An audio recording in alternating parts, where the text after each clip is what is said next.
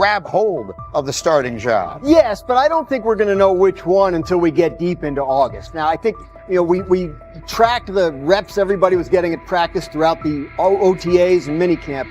But when you talk to people there, they just want to make sure everybody got what they needed. And that, Kenny Pickett, we find out if he has the goods to be the starter. Joe Flacco, they back him off a little bit. He's 40. He may not need as much. The rookies, Shedeur Sanders and Dylan Gabriel, what do they need to learn to make the transition from the college game to the pro game? That's what the spring was about for the Browns quarterbacks. Now, Shedeur Sanders has moved from social media celebrity to on-field standout, and ESPN now lists him among its first-team candidates. Reactions are split. Some fans are impressed while others are skeptical. Whether this reflects Deion Sanders' long-term strategy or simply Shedeur's rapid development, the story is drawing widespread attention. Here's a look at what led to this moment. They never planned on taking him. The problem is, like Ocho Cinco said, you got somebody that has endeared himself to the locker room. And guess what? The difference between him and Tim Tebow, the biggest one, is he can play. He can throw the ball. Tim Tebow running around being an H-back. He can throw the ball. And he's done everything he needs to do. He ain't saying nothing. He ain't rocking the boat. He ain't mad about the reps. He ain't mad about none of that. All the people out there want to see is this, like Tyvis said earlier. We want to see what he can do with Jerry Jeudy. Online reactions are sharply divided. Some fans strongly support Sanders, while others argue he is overrated. Traditional analysts cite statistics and claim his recognition comes mainly from his father's name. Sanders supporters are actively celebrating his rise and already predicting a future NFL career. Sports media outlets have made his candidacy a central topic of debate. The discussion now extends beyond statistics and victories to include his marketability, public image, and on-field presence. Sorry, is Shedeur Sanders going to get a chance to win this job? Do you believe he gets a legit shot to win this job? Listen, I think, first of all, the action's going to really start in training camp. Like, forget all the OTA stuff. You don't win a job in OTA. The real action starts in training camp. And just like Shedeur said, during the mini camp, when it's time to take your reps, you got to make the most of it. Because I think early on, there's going to be a lot. Remember, Joe Flacco didn't hardly practice in OTAs and mini camps because they were giving the young guys. Right. So when he gets his opportunity, he's going to have to make the most of it. Analysts are closely reviewing game footage to evaluate Sanders' decisions and mechanics, while others examine his social media activity to see how he balances content creation with quarterback duty. Shedeur Sanders' placement on ESPN's early first-team list has taken over the college football conversation. Supporters circulate his highlights and argue that his on-field production and leadership justify the honor. Skeptics claim the recognition relies too heavily on his family name and question whether his resume is strong enough for first-team status. Analysts are rewatching game footage to assess his reads, accuracy, and pocket presence, while others examine how he balances a high-profile social media presence with quarterback responsibilities. The debate has pushed other storylines, such as conference realignment and NIL issues, into the background, leaving fans and commentators focused on Sanders' performance, marketability, and overall impact on the sport. I'll keep saying it. I believe Shedeur Sanders should play more games than any other quarterback on this roster this year, because he's the only guy that I look at and say they might have something here. Because I'm telling you right now, they left night one of the draft saying we are taking our quarterback next year. So it's on Shedeur or Dylan or Kenny, probably not Joe, to change their mind. To change their mind. But you got to find out. You got to find out. Opinions differ on whether Sanders is benefiting from his family name or simply showing real progress, but the attention is undeniable. Social media is flooded with edited images elevating him to legendary status. Critics argue the first-team nod is driven by hype and marketability, while supporters point to his flashes of strong arm talent, field vision, and decision-making. Regardless of motive, the announcement has dominated the football news cycle and intensified debate over how much of his rise is performance-based versus media-driven. Highlight reels rarely show Sanders' turnovers, late-game mistakes, or inconsistent stretches. Being named to a first-team watch list suggests sustained dominance, something Sanders has displayed only in flashes. His selection appears driven as much by brand recognition and media appeal as by performance. ESPN's decision has intensified debate. Data-driven critics post statistics that question his resume, while passionate supporters predict awards and future NFL success. Commentators recall a time when first-team consideration required years of proven excellence. Yet many fans already see the announcement as confirmation that Sanders is on track for major college football honors. Shedeur Sanders has earned first-team reps when training camp commences later in July. I'm not saying like he's the first guy up when you do 11 on 11s, day 1, 2, 3, 4, 5 at training camp. I'm not necessarily saying that. But he's the one quarterback that we didn't get a chance to see take reps with the ones.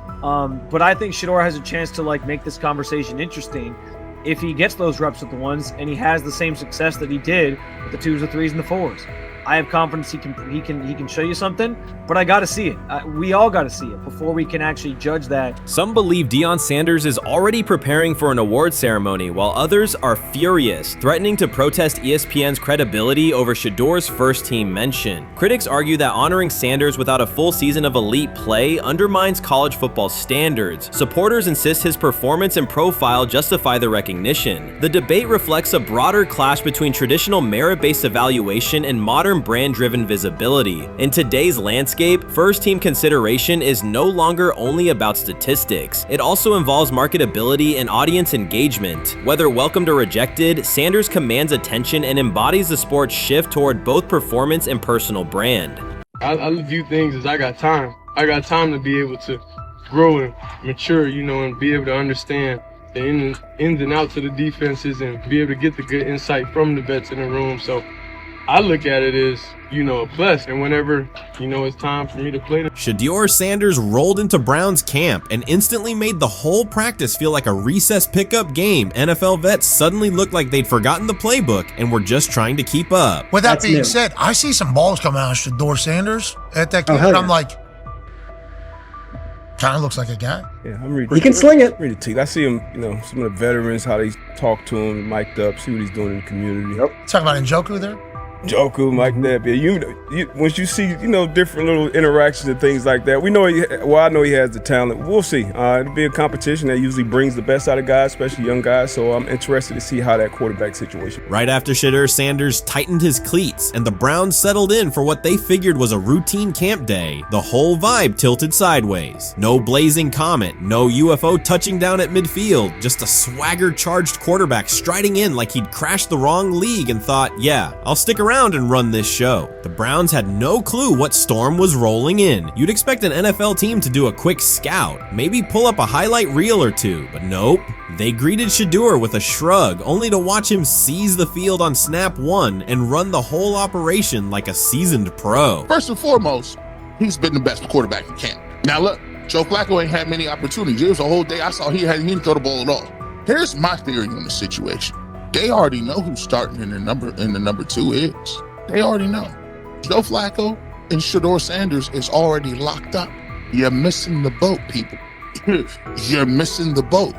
Your boy, Kenny Pickett and Dylan Gabriel, oh, they're fighting. Shedeur didn't merely clock in, he hijacked the session. One moment he's loosening his arm, the next he's roasting veteran QBs like faded names on busted draft boards. Defensive coordinators everywhere had the same gut punch reaction. Uh-oh. His pocket poise? Straight disrespectful. His timing? Psychic. And every pass left his hand like it was laser guided to its mark. While Shedeur Sanders was slicing up routes, the Browns secondary looked less like an NFL backfield and more like a gaggle of dads sprinting through a Saturday fun run. Big on enthusiasm, short on closing speed. Coaches fought the urge to slam the emergency horn. Players traded wide-eyed, "Are we serious?" stares, and someone even double-checked that a hidden camera crew wasn't about to pop out of the tunnel. But nope, this was pure Shedeur. Half cold-blooded surgeon, half highlight factory. He wasn't dropping a casual "I'm here," he was crafting a masterclass. From the first rep, the tempo changed. Shedeur Sanders accepted the snap with steady footwork, diagnosed the Browns' single high shell, and delivered a tight window seam route that forced the free safety to recover late. Throughout the period, he manipulated leverage with quick shoulder fakes, moved through full field progressions, and released on time from a balanced base, consistently putting the ball on his receiver's upfield shoulder. Cleveland's coverage struggled on multiple fronts. Safeties hesitated between deep half responsibilities and underneath support, creating voids at 15 to 20 yards. Cornerbacks and off-man were caught in trail position when Sanders used rhythm throws on 3-step drops, while those who tried press technique had their inside hand neutralized by his receivers' outside releases. Linebackers widened to match shallow crossers, leaving the middle hook unguarded for pivot routes and option digs. One corner attempted a line of scrimmage jam. Sanders immediately immediately adjusted the route to a back shoulder fade, releasing the ball before the break and rendering the press ineffective. Over the session, he showcased pocket discipline, reclimbing to maintain throwing lanes rather than drifting, and finished with a series of anticipatory throws against cover 2 cloud, fitting vertical outs between the flat and deep half defenders. Sanders' combination of rapid post-snap processing, precise ball placement, and pocket efficiency exposed coverage mismatches at every level and highlighted communication gaps in the Browns secondary. By mid-session, the Browns defensive staff clearly recognized their calls were outmatched. Every adjustment, a roll to cover 6, a simulated pressure, a late rotate to 2 high, was neutralized once Shedeur Sanders confirmed the post-snap picture. Routes that had taken weeks to script were beaten by timing and location. Comeback set at 12 yards broke open before the corner's transition. Slot seam-outs dotted the void between the flat and deep half defender, and boundary receivers beat press with quick hand techniques, receiving the ball before the trail man could recover. Sanders' command was methodical. He used cadence to freeze plug blitzes, re-ID'd the mic when linebackers sugared the A-gaps, and maintained a firm base so he could reset and fire without resetting his feet. His receivers benefited from that rhythm. Top of the stem, eyes back, ball delivered on their upfield shoulder, allowing immediate transition to YAC. The Browns front tried a late stunt to compress the pocket. Sanders climbed 2 steps, re-spotted the shallow crosser, and delivered in stride, turning a potential sack into a 20-yard gain. What stood out most was how little ramp-up Sanders needed. From his first series, he processed full field concepts at tempo, cycling through progression reads without hitching. The poise under interior pressure, consistency in ball placement, and ability to manipulate zone defenders left the Browns' coordinated disguise packages ineffective and forced them into static coverage by the end of the period. In short, Sanders' efficient mechanics, rapid processing, and anticipatory accuracy rendered Cleveland's defensive game plan ineffective at every level, from pre-snap disguise to post-snap spacing. Imagine there's many people that think Dylan Gabriel's a better quarterback than Shedeur Sanders. I don't care where they were drafted. If the Browns are the one team that thinks that, then I'm going to suspect it's not true. They don't know what. Listen, They've been on every quarterback evaluation for 30 years. Right. I never root against anybody. Yeah. But I'd be surprised if Dylan Gabriel's ever a legitimate starting quarterback for the Cleveland Browns. I-I'd be surprised. I just don't think. Well, then it is a wasted pick because you took him in the top 100. Yeah, but potentially. Yeah. May get away with it because of Shedeur. An edge rusher chirped at Shedeur Sanders between snaps, hoping to shake his rhythm. On the very next play, Sanders answered with a 30-yard laser, a deep dig from the boundary side that split the single high safety and the trailing corner. He hit the top of a 5-step drop, kept a firm base, and delivered on time to the receiver's outside shoulder, turning what should have been a routine rep into a sudden change explosive. From that moment on, every coverage wrinkle the Browns tried, rotating from cover 3 to quarter half, flashing a Tampa 2 shell, mugging both A-gaps, was met with a precise counter. When corners pressed, Sanders adjusted the route to a back shoulder fade. When safeties widened, he checked to a glance post. When linebackers bailed, he found the running back on a delayed option out of the backfield. Even late simulated pressures couldn't move him off his spot. He simply climbed, reset his feet, and fired. As Cleveland's defenders rotated through checks, Sanders manipulated them with cadence and eye discipline. He froze weak side safeties long enough to create intermediate windows, then feathered the ball into those lanes before help could arrive. When the Browns finally dropped 7 and matched every route, Sanders tucked the ball and converted 2 separate 3rd and 6 situations on the ground, reminding everyone that his mobility is as calculated as his arm. By the end of the session, the defensive coordinator's call sheet looked obsolete. Sanders had neutralized blitz looks, exposed spacing issues in zone, and forced the unit into static base coverage just to survive the period. It wasn't a camp drill anymore. It was a clinic on timing, processing speed, and controlled aggression, delivered snap after snap by a quarterback who never needed a warm-up lap to own the field. They never planned on taking him. The problem is, like Ocho Cinco said, you got somebody that has endeared himself to the locker room. And guess what? The difference between him and Tim Tebow, the biggest one, is he can play. He can throw the ball. Tim Tebow running around being an H-back. He can throw the ball. And he's done everything he needs to do. He ain't saying nothing. He ain't rocking the boat. He ain't mad about the reps. He ain't mad about none of that. All the people out there want to see is this, like Tyler said earlier. We want to see what he can do with Jerry Jeudy. That's it. I want to see what he can do with David Njoku. I want to see him with Junkins. I want to see him with the first running backs. If you are cooking, if you are beating down the doors with the 3s and 4s, guess what?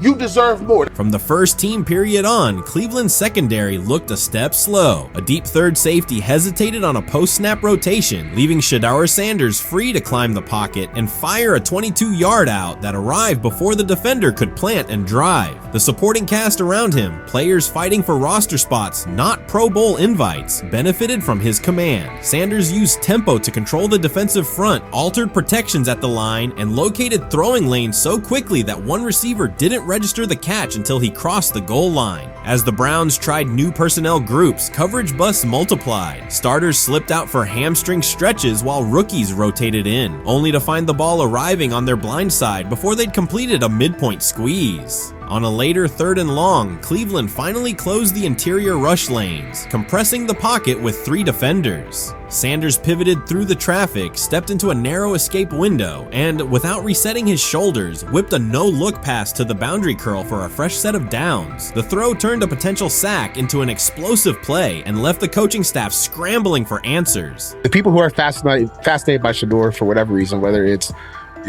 his play, I guess, last year was kind of fun. If you're just like a guy who grew up like loving Deion Sanders and passed that love on down to your kids, I can see why you're like that. The one thing I will give them is you're looking at this quarterback room. If you're a fan of Shedeur and say, why can't he go beat Dylan Gabriel or Joe Flacco or Kenny Pickett? So I do understand that part of it, right? Because why not? Why couldn't he be the Brown starter in October or November? That looks like a quarterback room where everyone will get a chance to start.